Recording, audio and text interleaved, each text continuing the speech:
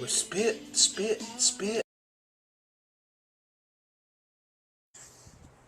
Sigmund Freud said there's 3 levels of consciousness.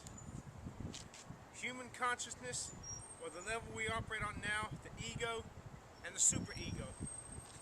But he said the superego was alcohol soluble. And I disagree with his ass on that bullshit. Because the superego is the deepest level of human consciousness. So deep you're not aware of it. Well, maybe he had a point, but what happens with when you get drunk is a drunk man's words are a sober man's thoughts. Someone once said.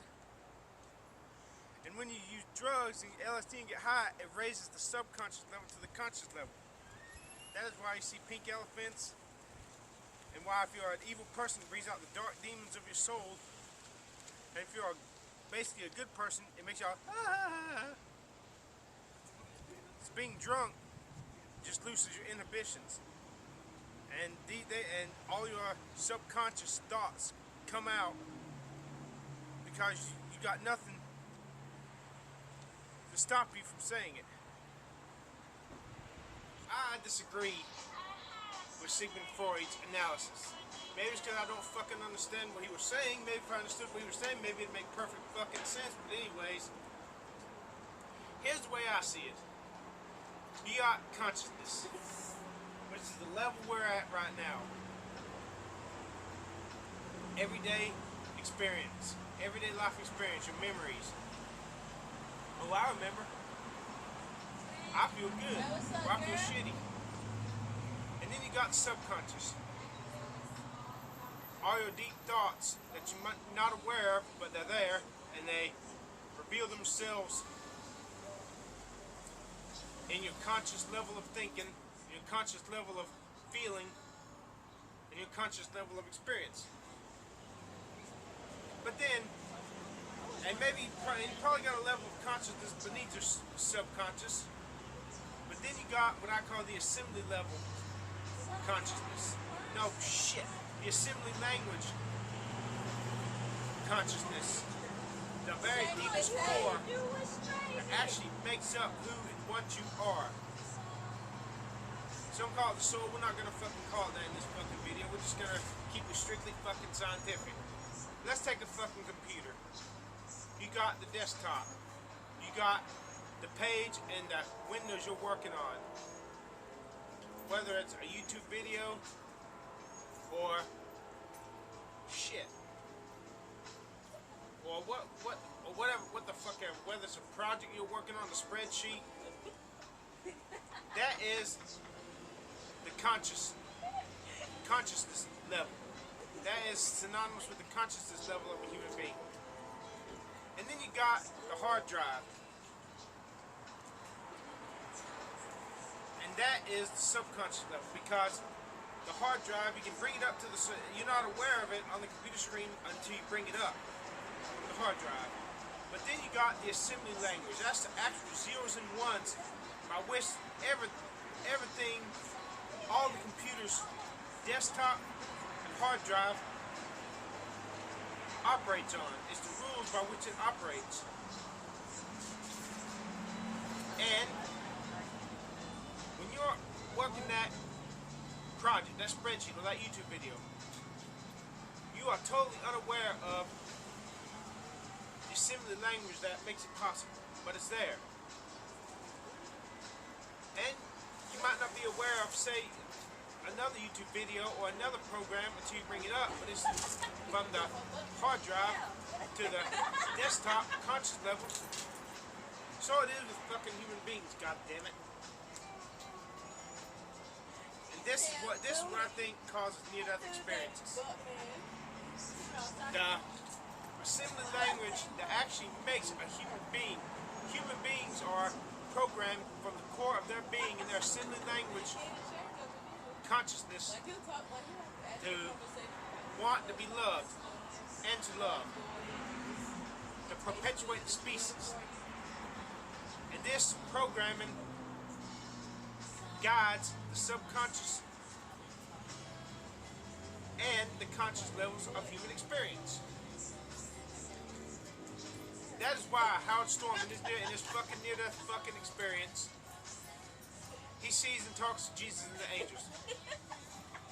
And it makes him completely, changes his life from the inside out. I.e., it changes him in his subconscious all the way to his conscious level. But see, his assembly language consciousness knows is what made this experience up. So, that is why when he came back, he said he had doubts as to whether his experience with Jesus and the angels was real or just the trauma of dying. Because see, when you're dying, your assembly language knows, your conscious level knows, and your subconscious level, but more importantly, your assembly language consciousness knows is fixing to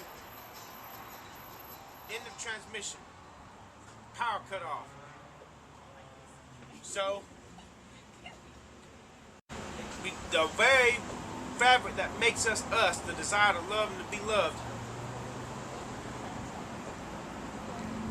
rises up to the conscious level of the dying mind, from the subconscious, from the assembly language, trying to find, in the last-ditch effort to find meaning to his or her existence in the world where you come and you go, and that's fucking it. You come this way once and then fuck it, you're gone.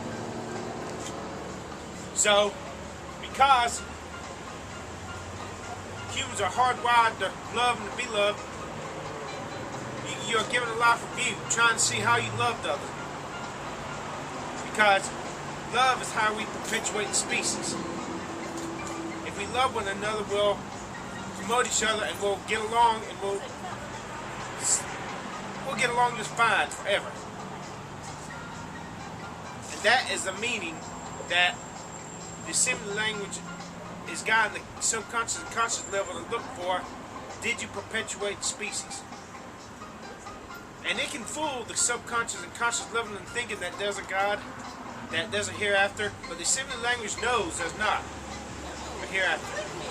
And it uses the demons in the soul, or the goodness in the soul, or the demons, to create your hellish or your heavenly near-death experience.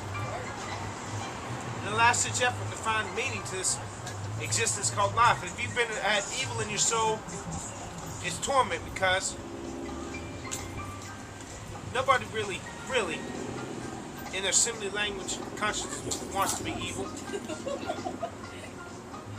But this consciousness level and subconscious creates the ego that separates us from the rest of humanity, that makes us say I, not they, not us, but I. And that is your fucking science lesson for today. God fucking sucking dick sucking, damn it, you get the fucking picture. If not, click the X off and get the fucking video, goddamn cunt. Cause I'm pissed off. But when you take those motherfucking mind-altering drugs like LSD, what you're actually fucking doing is bringing the subconscious level up from the subconscious to the conscious level. So so it feels like your mind is expanding. You ever heard a person on drugs? Man, my mind expanded. I felt as vast as the universe. Well, that's just what was fucking happening. Your subconscious, you were becoming fully aware of everything in your subconscious. And it felt spiritual, didn't it? But it was pure physiological. Don't be deceived. You can fool the conscious and even the subconscious, but the assembly language consciousness level is what creates it all. And when you get drunk, like I said, a sober man's a drunk man's words are a sober man's thoughts. Because the inhibition is gone. So it's the conscious and the subconscious level that's alcohol soluble. And the assembly language, well, oh fuck it, man. I'll figure this shit out someday. God fucking damn it. Maybe that is why some people have bad fucking trips, because when their subconscious level comes to their conscious level, what they see truly disturbs them immensely.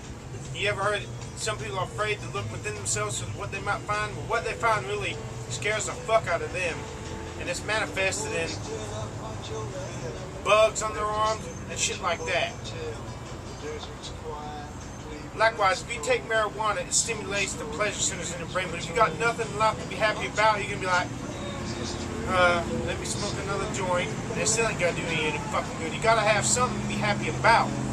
Like the thugs, they feel like they're the big macho man, the baddest man in the woods. They smoke that shit, it makes them feel like rejoicing in their greatness. You get the fucking picture. Damn it. Christians used Paul's near his experience where he said he heard words that was not lawful to be uttered. And they'll say that all the other people who died came back and said the same thing. So they use Paul's experience to strengthen, make a stronger case, when actually nothing was said but those others who were resurrected. Why in the fuck didn't Lazarus tell us what was on the other side? Why in the fuck didn't Lydia? Why in the fuck didn't Eutychus? I mean, fuck this shit. With spit. With oozy spit. Spit.